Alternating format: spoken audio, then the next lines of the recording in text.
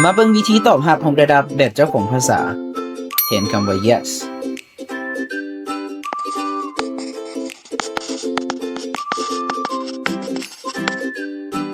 yes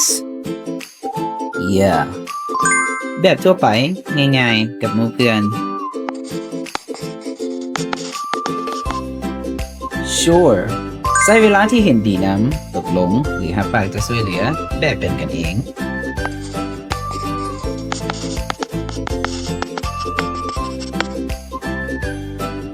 absolutely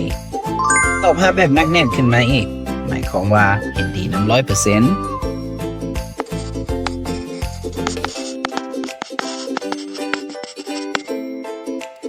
certainly เริ่มเป็นทางการขึ้นมาและก็สุภาพหลายขึ้นเหมาะสำหรับใช้ในบนเฮ็ดเวียก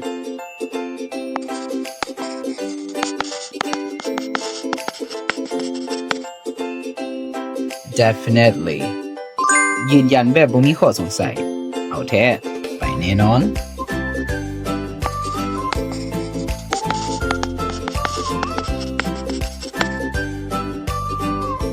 by all means